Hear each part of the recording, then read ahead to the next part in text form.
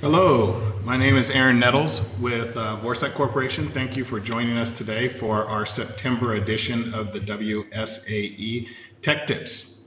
Today we have a very popular topic, but I think we'll really enjoy. If you haven't had an opportunity to play with Outlook 2016, hopefully you get some tips from this call today. So let's get started.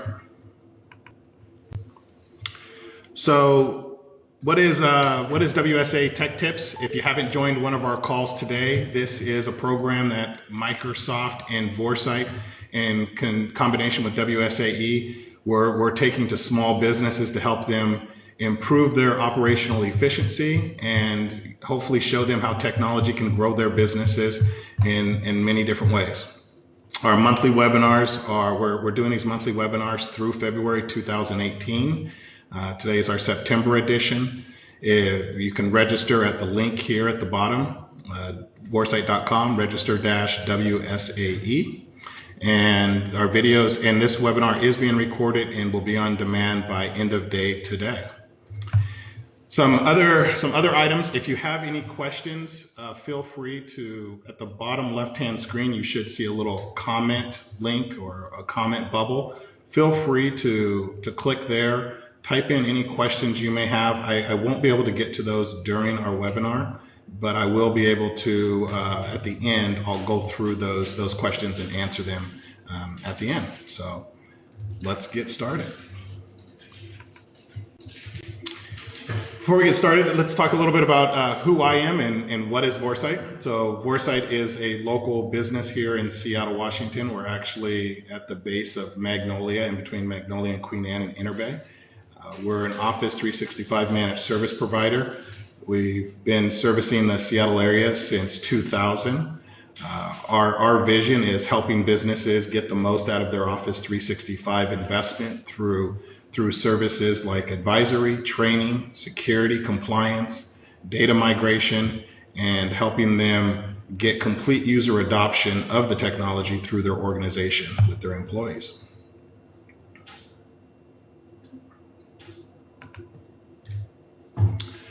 So what's new in Outlook 2016? Today is really going to be demo focused. It's not going to be a lot of slides. As a matter of fact, this is probably my last slide actually. So I'm going to transition here into my demo environment, and we'll get started on looking at Outlook 2016, and hopefully you'll get some good tips.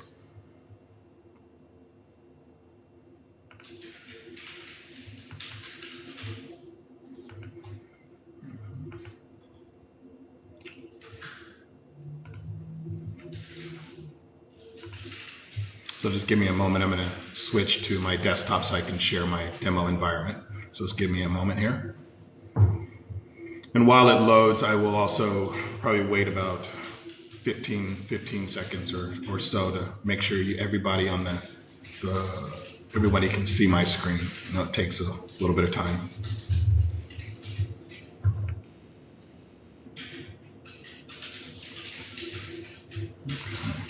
Okay. Yeah, perfect. So it looks like it worked. Okay, so Outlook 2016, I think the first thing you'll notice is it doesn't look much different, right? You still have the ribbon, you still have most of your folder options on the left-hand side. There is a default view that is a little bit different, and you'll see that the default view of Outlook when you first load it comes in these 3-pane view, and that is your folders over here on your left-hand side. In the middle, it's your messages in a quick preview and subject line. And then on the far right, it gives you the full message. So you can quickly read what the particular message is that you're currently highlighting. One of the biggest changes, or I would say one of the most advertised changes that Microsoft made, was really for the modern worker. And the modern worker today has multiple devices. A phone, some sort of tablet, and obviously their PC in many cases. And so what they did is they wanted to make this version very mobile friendly.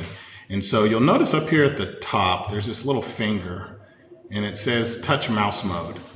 And this is one of their features, and it's an interesting feature because it actually works automatically. You can actually click it like I'm about to do. So we're currently in the mouse, the default mode, but we're going to go into the touch mode, assuming we have our tablet out.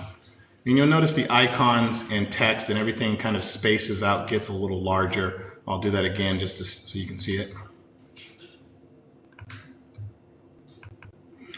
And what this does is this actually automatically works if you have a Surface. When you undock your Surface, it automatically will switch that mode for you for convenience.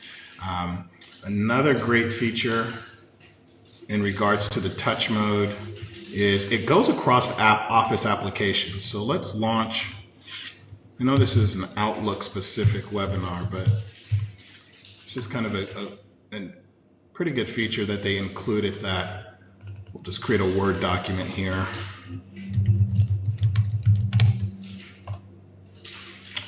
What I'll do is I'll try to get these aligned side by side for us here. Okay, I think hopefully you can see that.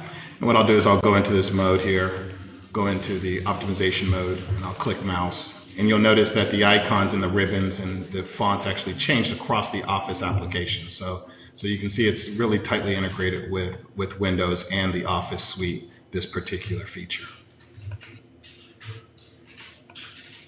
All right. So we'll close out of that. The other mobile kind of capability that they added, you'll notice down here at the bottom you have your email, quick access to your email view or your calendar view, people view, tasks, things like this. If you were to download the Office, the Outlook mobile application, that is a common look and feel that they keep across these two applications. So whether you're on your mobile device or whether you're on the desktop version, this concept of having quick access to the most popular areas of Outlook at the very bottom is a consistent look and feel. And we'll dive into this area a little bit later, but I just wanted to highlight kind of some of those mobile capabilities. So the other capability or I would say new feature, is something called clutter. You may have heard of this. And a lot of my customers will talk about clutter and think it's a mail filtering, right? So spam filtering. Hey, I don't want, these are people I don't ever want to receive messages from. Go over here and just delete them. It's not a spam filter. What it's designed to do is it's actually some pretty intelligent technology that Microsoft created called Office Graph. And what it's doing is it's actually learning your particular behavior, and it's designed to help you be more efficient within, not spend so much time managing email essentially. And so what it's doing is it's learning all the time what messages do you want that you read most often or ones you don't. So let's just look at this Diane Prescott. Let's say, hey, I don't get messages I don't read these messages right away. So I can actually move this over into clutter. And what clutter is doing is I can actually speed up its learning. And so by moving over certain messages, it's almost more of prioritizing the messages for you. And so it kind of moves messages, keeps the messages that you want most important in your inboxes, and moves the other ones into clutter. So very convenient for some individuals. And once again, you can kind of just keep moving messages from certain individuals into clutter. But let's say you don't like clutter and you want to turn it off. So there is a way to turn it off. So I'm actually going to have to go to another screen to show you this, so hold on. But I'll show you how to turn this capability off if you don't like it.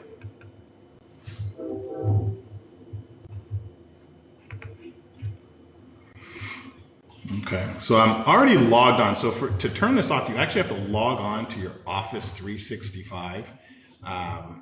You actually have to log on to your Office 365 Outlook client. So hopefully you're all familiar with this, but in Office 365 you can get access to your mail through this view right here. And so that's what I'm already logged on to. And then over here to the far right, you'll see settings. You navigate down to settings, you don't want that. You go settings and then go into mail. And then over here to the left, under automatic processing, and then left navigation, you click on clutter. And you'll see this option when email is received, separate items identified as clutter. So if you want it on, you turn it on. If you want it off, you turn it off. And then obviously save or discard changes. And that's clutter.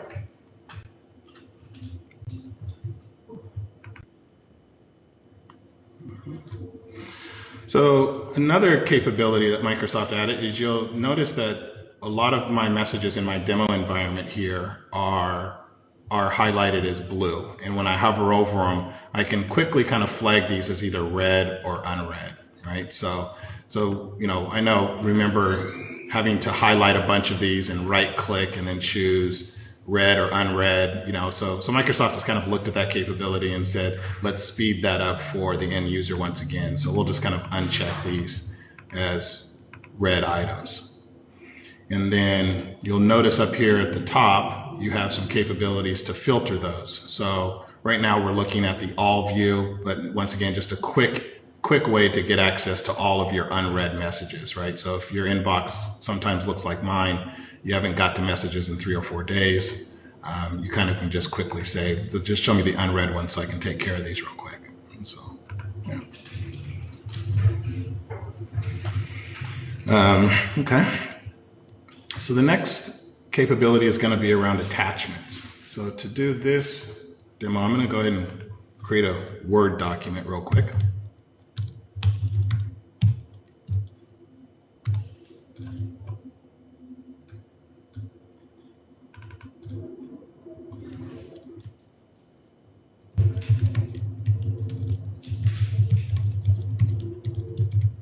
Just going to create this template, a contract that needs to be reviewed.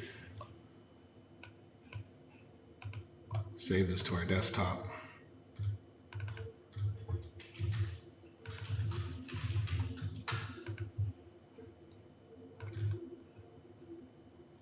Okay, there it is.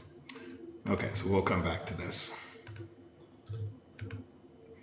So let's pretend we're doing our day-to-day work. I need to send an email to Julian in my organization. I need him to review this contract with me. Can you review attachment?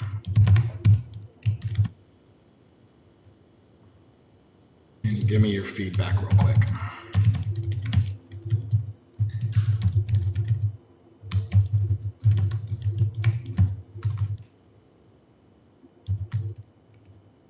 Okay, little spell check there.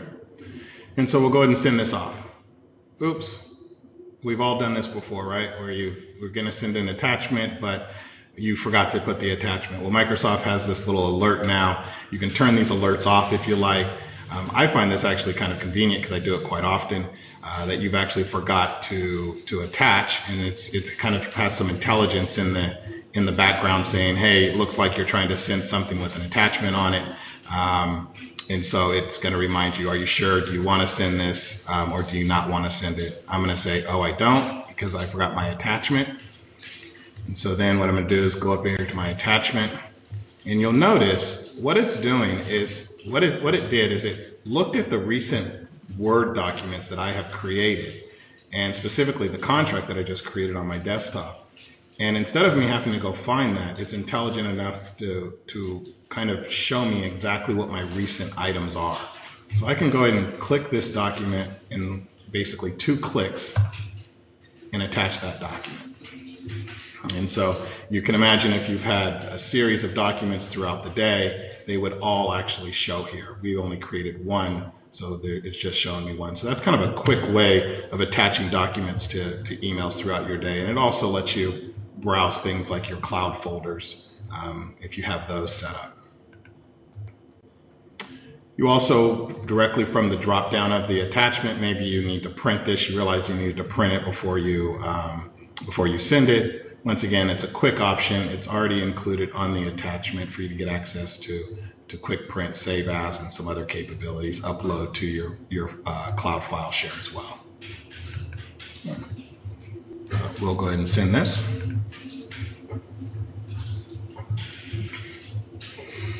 Okay, and let's take, what's my next one?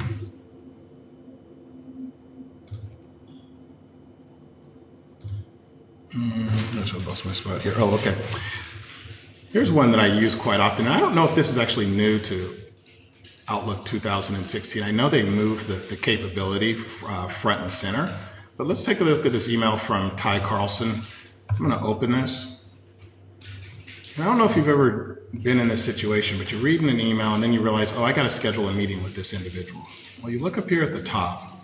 In one click, you can reply with a meeting request. Right? So you can reply to this email, and it's already going to set up a meeting with Ty. Go ahead and put your start end dates, your time, and you could go ahead and send that off. Let's go ahead and say we're just going to do a live meeting webinar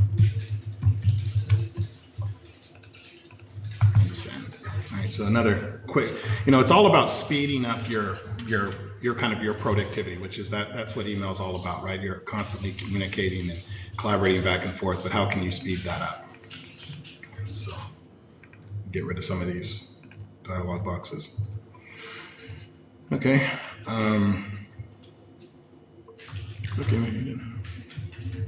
Okay.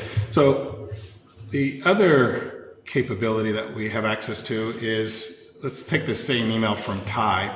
Over here, you'll notice our 3-pane window, right? Our folders, the preview, kind of the subject line, and a quick summary of what this message is from Ty. And then over here to the right is the full message.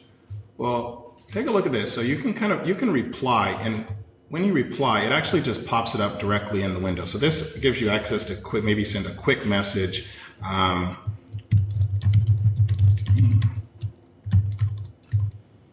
You can just send it off. And you also could discard it if you decided not to. It works the same for reply all or forward, right? So giving you access to quickly send a message. But one thing you will notice with this that I noticed, when you hit reply or reply all or forward, you'll notice up here at the top, your navigation bar, you actually lose some of your formatting capabilities that you're used to seeing. Right? This doesn't look like your standard formatting options for a message, right?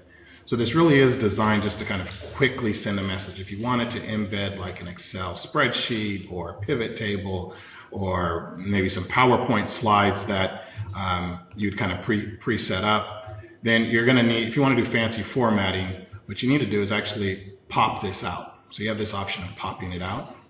And then you'll notice up here you have access to your more advanced email formatting options that you're familiar with, as well as your insert options, format text, review, things like that. So,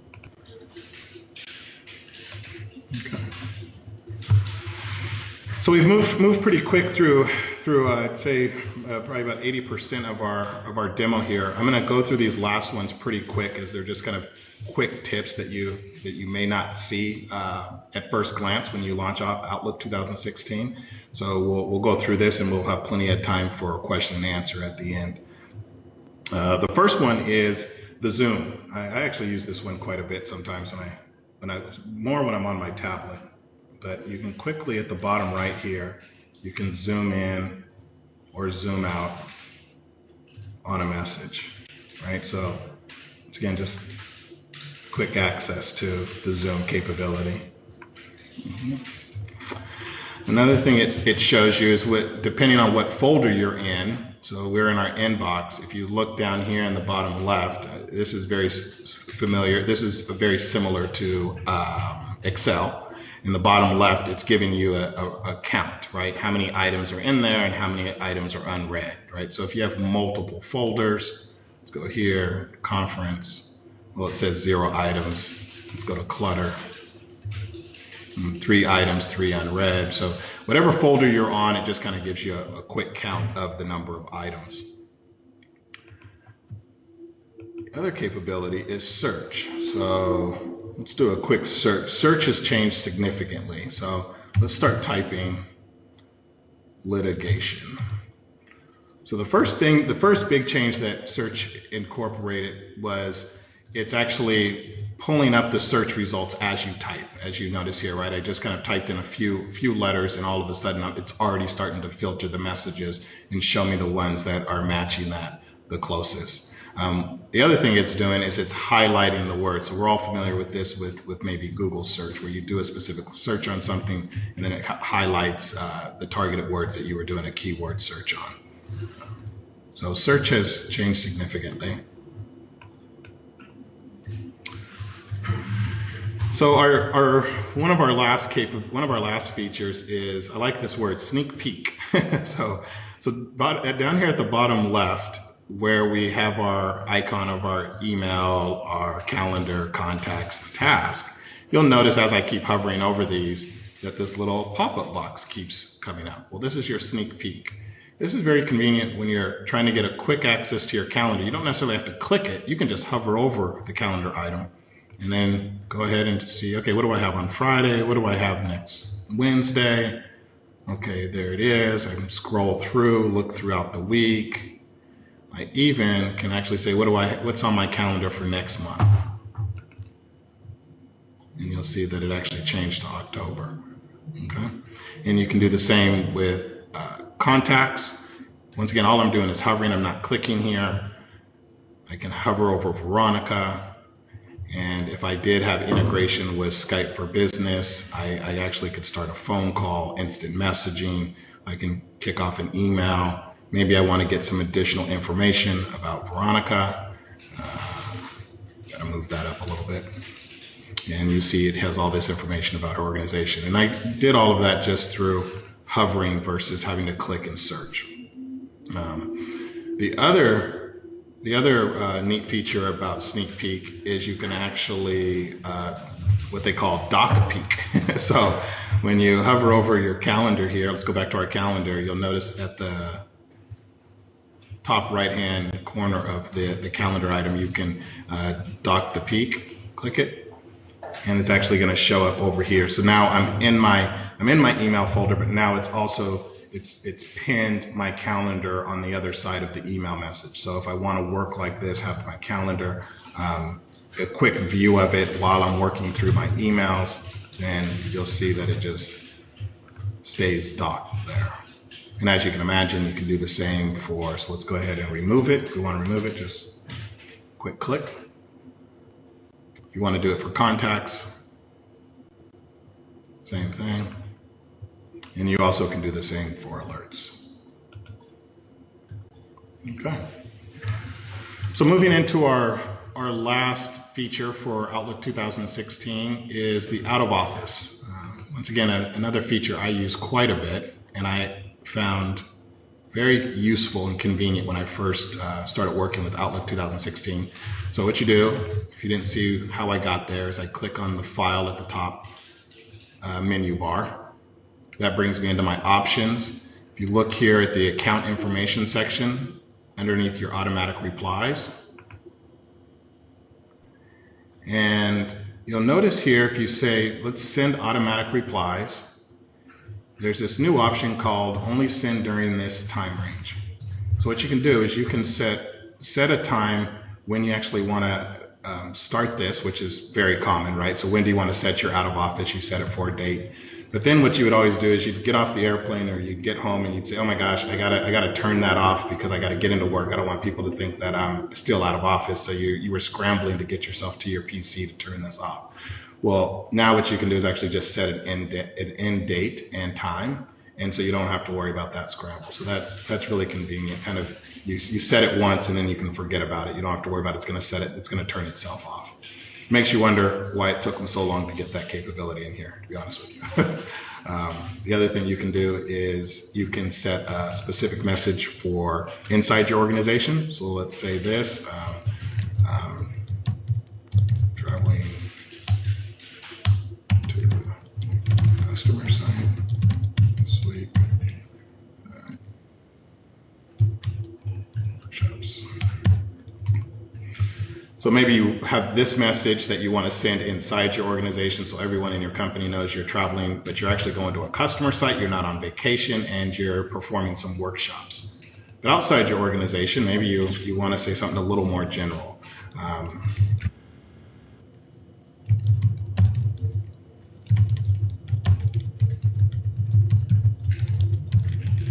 And maybe you want to, be a little warmer and let them and give them some instructions on who to contact and things like that, and play, while you're out of office.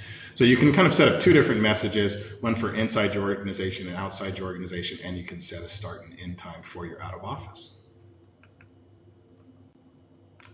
And that concludes our Outlook 2016 new capability demo for the day.